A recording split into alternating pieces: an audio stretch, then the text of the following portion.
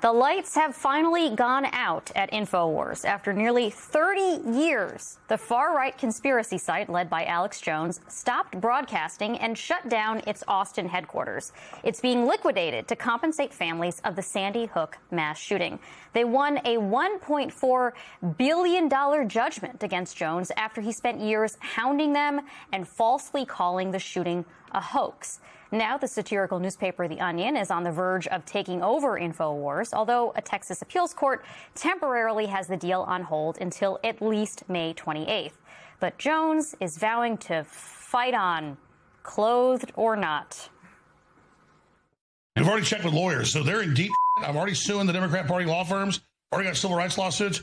So you think, look, just because you're wearing my shirt, don't mean you're me. So let's be 100% clear about that. And so you guys just keep laughing. I feel like I need some hazard pay after being forced to watch that. I feel like that was a moment where we should have warned our viewers before we showed that clip.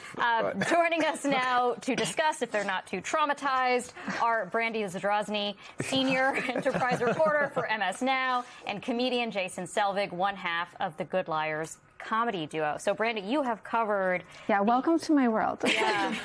I'm sorry. Thank you. I hope they're paying you well. Yeah, you've covered this ecosystem for a very long time. Did you ever think you would see the shutdown of InfoWars?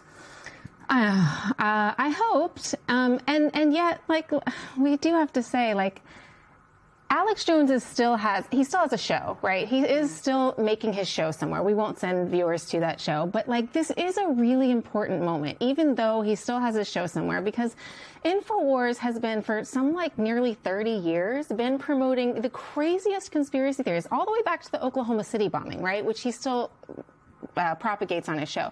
He has harmed so many people. He has done such irrevocable harm to the biggest victims among us. And it's really been, transparency is the new objectivity. Transparently, I think his website's horrible. I think InfoWars has hurt countless people. I'm so glad that InfoWars, it's poetic justice, that now it's truly comedy, and a comedy site now is very close to owning it and already is literally selling things with the InfoWars. The real worry that I have is that if his viewers just go to InfoWars and they read the satire from The Onion and they still think it's still InfoWars, and then we really have a real problem if they can't differentiate. But to your point, because, like, this is satire and he was lies. So, I mean, But it does matter in that, like... No, I mean, of course, I agree with you. I'm worried about your terrible life's work is now a joke, like, literally. And so, like, there's also something in the fact that the Sandy Hook families, I remember watching the judgment come down, the $1 billion judgment. Yeah. And I was actually sitting next to Ben Collins, because, again, transparency,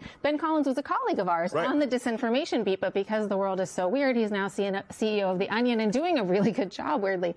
And so, we were sitting next to each other, and I remember Alex Jones, when the judgment came down, he was sitting in his studio and laughed, and he said, they'll never get a penny. They're never going to get a penny. And they will now. They will. They'll get it from merchandise sales and from other agreements that they have now with The Onion and the Sandy Hook families. They're going to get something, and that matters.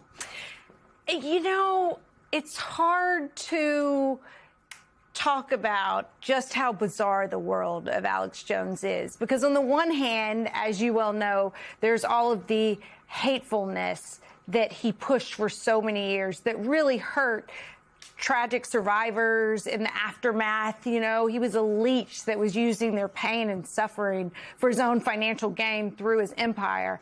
And then there was also just the simply ridiculous. And I want to play, I'm sure Brandy has her favorite comical Alex Jones, but I want to play my favorite. And Jason, hear what you think about it. Okay. You think I am, like, shocked by it, so I'm up here bashing it because I don't like gay people? I don't like them putting chemicals in the water that turn the friggin' frogs gay. Do you understand that? Serious crap. I mean, I think I get it. I do understand it. I understand it. Gay frog, but yeah.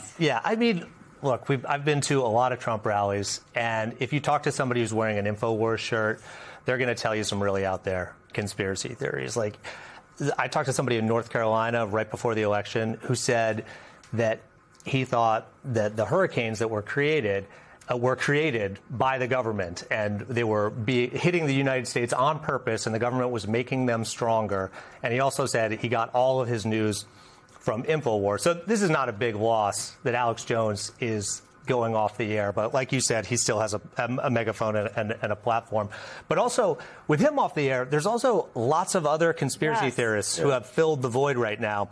And we hear about them at Trump rallies, and they're people you've never heard of, but they have like thousands of followers on Telegram. And I think you've watched a lot of Alex Jones footage, unfortunately for you. But would you agree, like, he is playing a character out there? Sure. Like, he's playing a character. It's like half pro wrestling. So interesting. It's he kind of doesn't believe it. Not all of it. Not all. I don't think he believes all of it. And I think that now Tim Heidecker is taking over, who's like hilarious, comedic genius. He's taking over InfoWars and hosting it, and he's kind of now just playing that character. They're both playing characters, so it's living on with Tim Heidecker. You bring up you bring up an important point about Alex Jones and the space he occupies in Trump. He's actually been breaking with Trump recently on some of the Iran war stuff, which is, very bizarre. But it's interesting to see whether or not this fracture, does he peel away some of these folks that you saw in North Carolina? Are they going to be diehard core InfoWar fans, or are they going to be Trump fans if they have to choose one or the other? Well, I would think, when you've, just from talking to conspiracy theorists, like, if you put so many chips on the table with a conspiracy theory, like, it's hard to not stay pot committed to it. And I think with some of the Alex Jones fans, they're going to continue to believe some of these out there conspiracy theories. And I know Donald Trump had a break with Alex Jones and said, I can't believe he said some crazy things about Sandy Hook, some terrible things about Sandy Hook. Donald Trump was on his show after he said those things in 2015. So it's really hard to take him seriously when he says that. Randy and Jason, you're great both to see you guys.